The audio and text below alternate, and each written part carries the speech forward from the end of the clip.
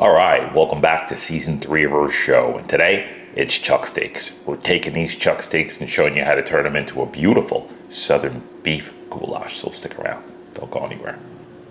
Alright, so it's beef goulash today, southern beef goulash. We're going to show you how to get this done. So right here I have 10 pounds of chuck. This is 5 pounds and another 5 pounds over here. So the first thing you want to start doing is just cutting up your chuck. Now this recipe is an old southern recipe, but in a lot of other cultures, goulash just means stew. I mean, Hungarian, they have their beef goulash, a Hungarian beef goulash, and we have a southern beef goulash that we use in the South. And we're using a lot of vegetables. And we're using vegetables to make a goulash. Now, goulashes require vegetables because they're usually stews, like we said. And you just want to cook it down nice and slow. And the best piece of meat to use for that is beef. This piece of beef I bought on sale and I took it out of the freezer. I put it in the freezer because it was fresh and I took it out.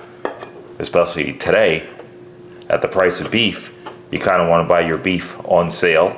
And if it's a good sale, why not freeze it? So I vacuum sealed this down and I froze it. And sometimes when you freeze beef, on the ends of them, you might get a little discoloring on the fat, which is no big deal. Just take it, cut it off, and trim it out. I paid $3 a pound for this, so you know why I froze it, right? This chuck normally is about $5 a pound, depending on what state you live in. And when you get a hold of it, like I said, you want to just freeze it and save it.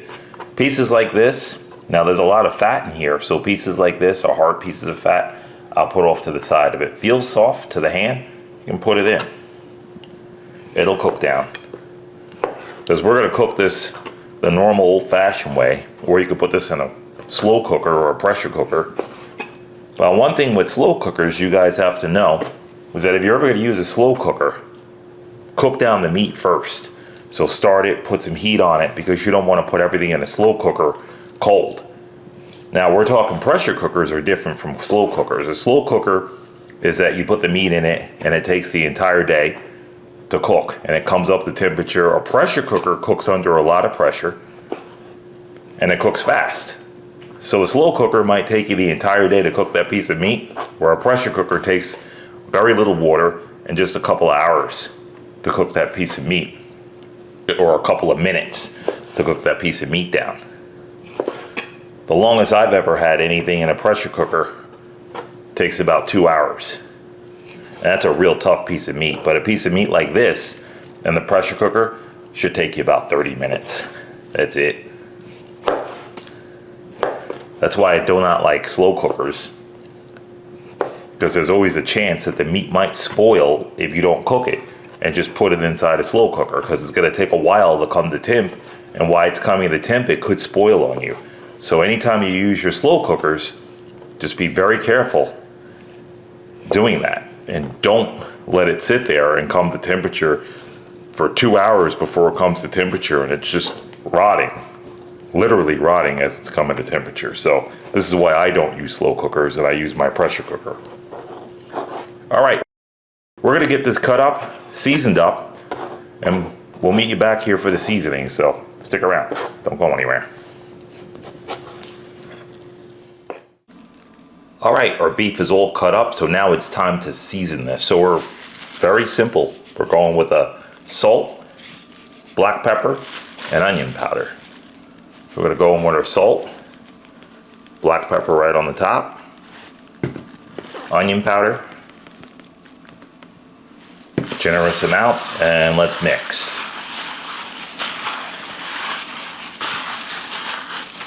Now the minute you see those spices go down to the bottom, what you want to do is season again, because they're down the bottom. So let's go in with our salt,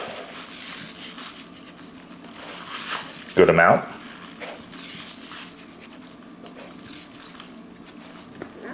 onion powder, black pepper.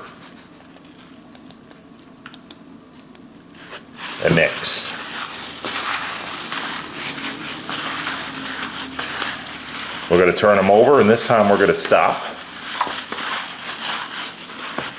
And no more salt. We're going to go in with onion powder. And that's it. Because you basically want more onion powder than you do black pepper or salt.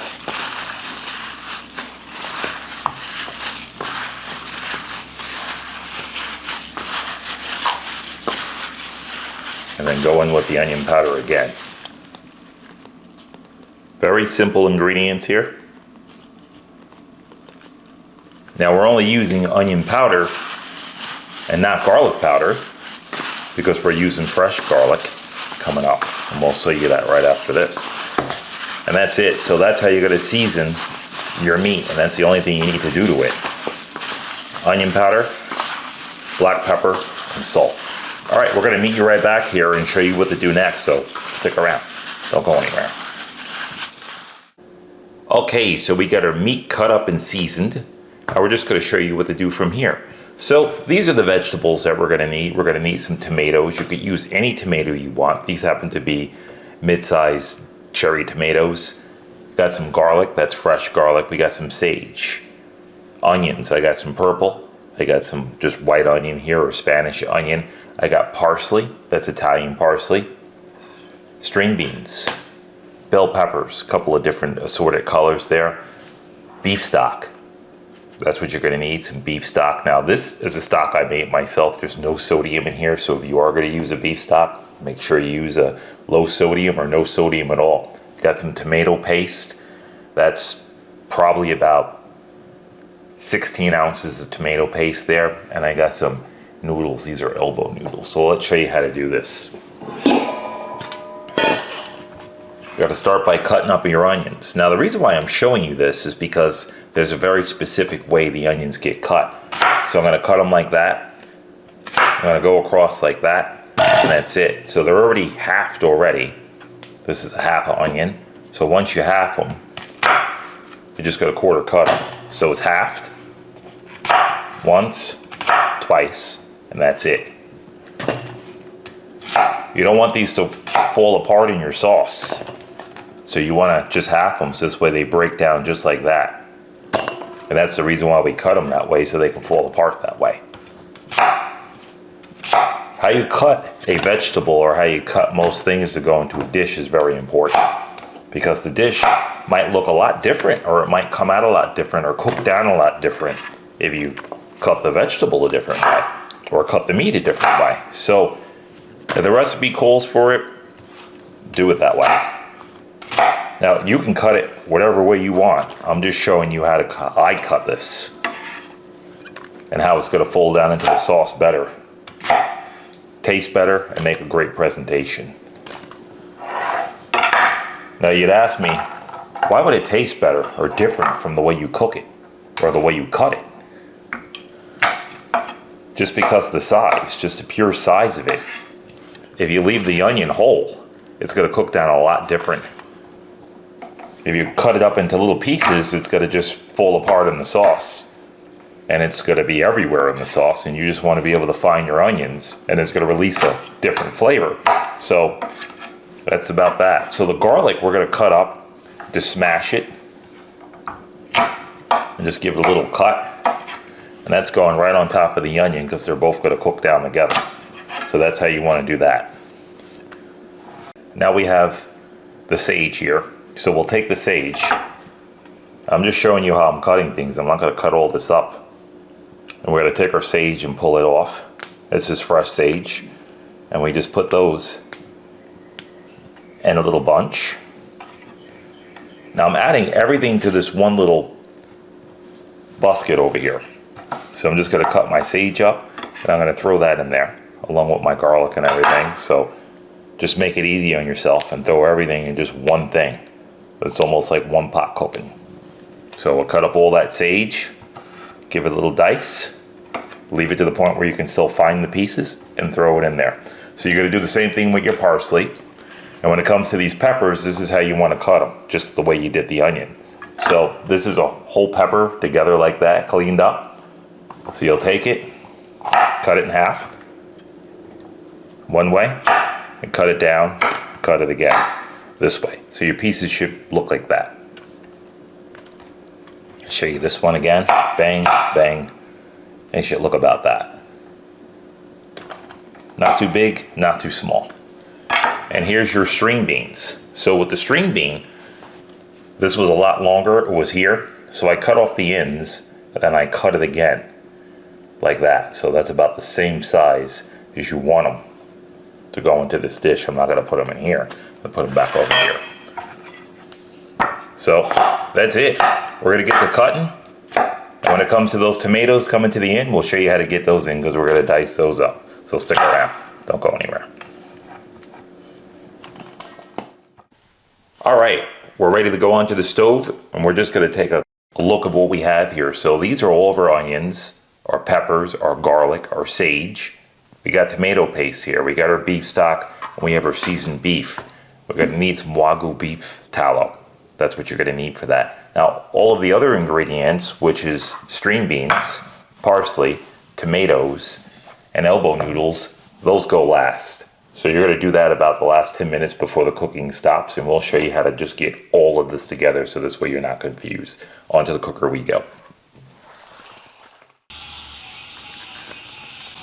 All right, in with our meat. Now I melted down that tallow in there, and we're just gonna go in with all of our meat. Get a good flame on there. And you just want to cook down all the meat. Get some color up on it and bring out some flavor in it.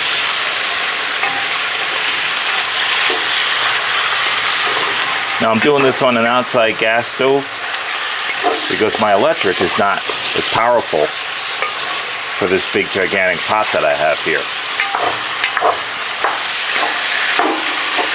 This is a 12-quart Dutch oven, so it's a big boy. And just get it all browned up.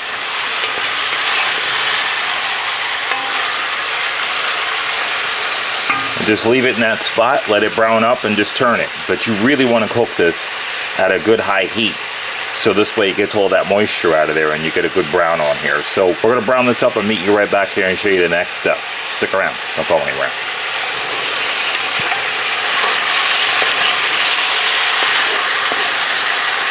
All right, so all the liquid is cooked out of our meat, and now we're just browning it up. Just want to show you that. That's how you want it.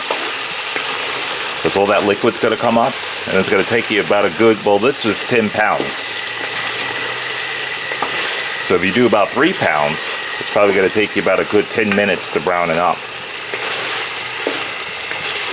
Because this was filled with water from the meat, and now we're just getting a good flavor in there by browning it.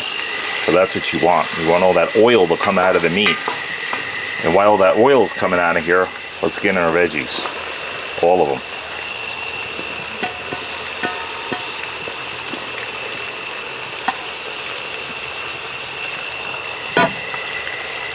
All right, let's mix this in. Now we're just going to cook down these veggies and get some flavor out of them. Let all that onion decaramelize that pan. This way they get everything up from the bottom. This is the cast iron, so I try not to put wine in here to deglaze because I'm going to take off my seasoning. So we're going to let this go for a little bit. I'm going to keep turning it, and then we're going to come back and show you what to do with it from there. So stick around. Don't go anywhere.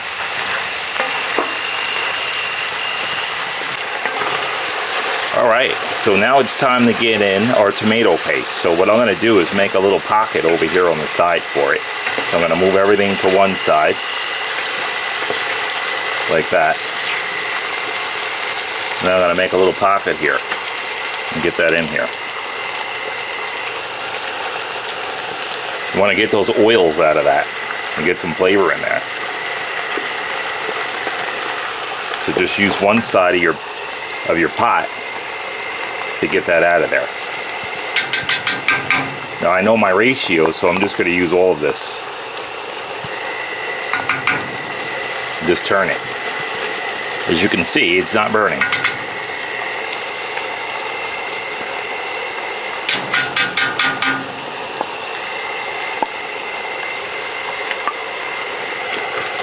There we go.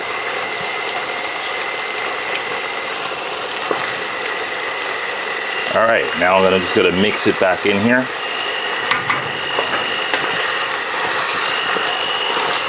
And mix it around. And in with our stock we go. I'm gonna just use this right here to get some of the tomato paste out of here. This way nothing goes to waste. All right, there we go.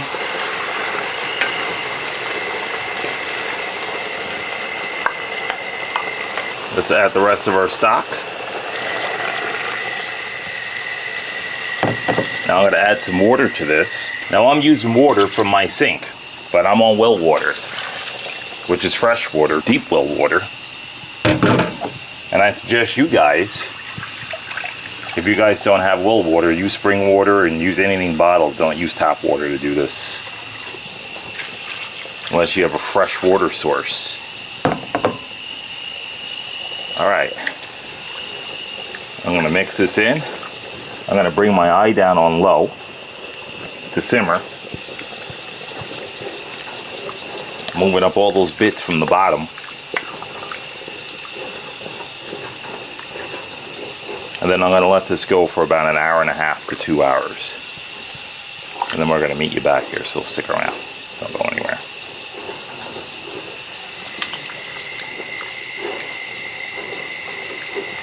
Alright, time to finish this off. Alright, look at that. And let's just turn the heat off. And let's see what we got here. Very nice. That's what you want. Look at that pot. So our heat's off. We just turned it off. And now we're going to give it a good stir. And what we're going to do is we're going to add in our tomatoes, our fresh tomato. Green beans. And the reason why we're doing this with the heat off is because you want this just to mellow out in here. And you don't want it to become mushy.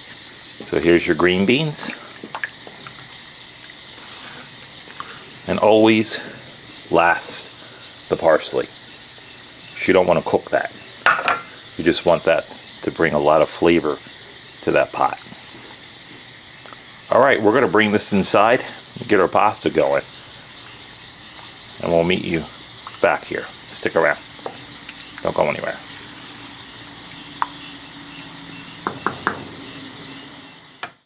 Alright, so we brought our goulash inside. Let's show you what to do with it from here. Alright, take a look at that. Ooh, that lid is no joke. Beautiful. Now we let those green beans and those tomatoes just sit in there. No heat. And that's what you want. Look at that. Beautiful. That's the consistency you're looking for. And let's give that a try. Let's get a little piece of meat out of here. I just want to show you how tender that cuts. Look at that. So I broke that in half. And look at that. That just cuts so tender. Let's give that a shot.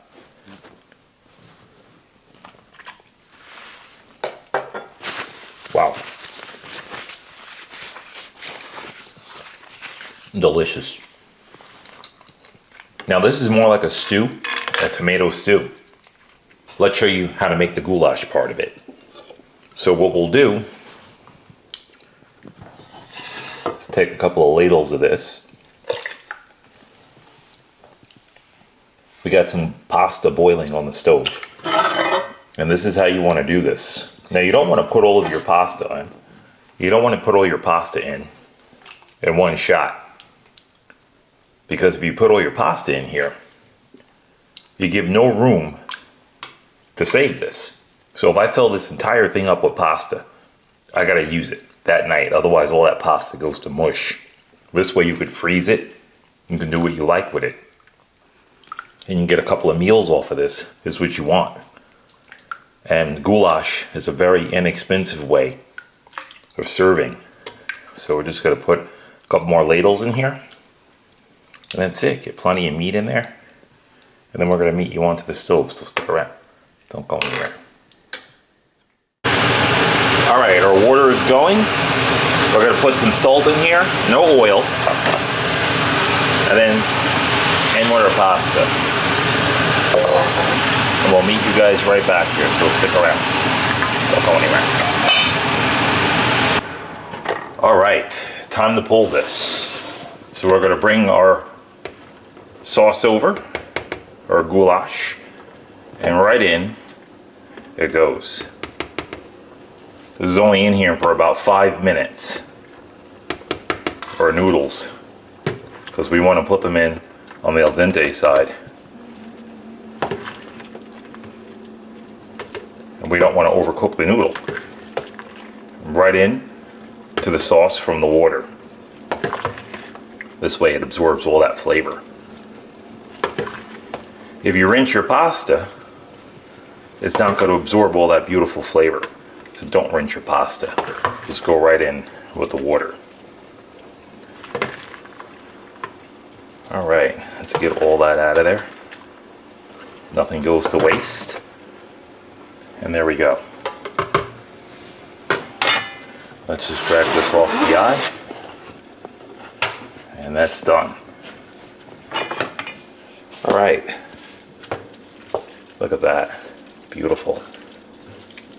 That's how you want to do this. And just let that pasta absorb all that beautiful goulash. Just like that.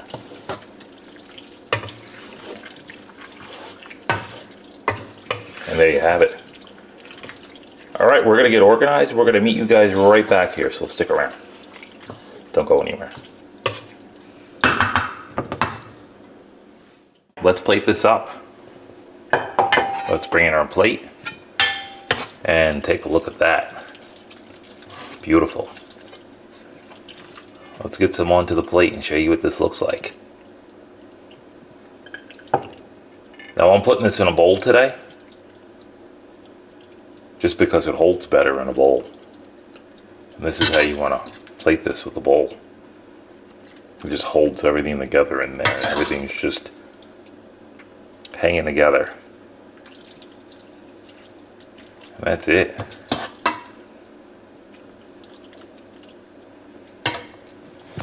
We're just gonna wipe our plate.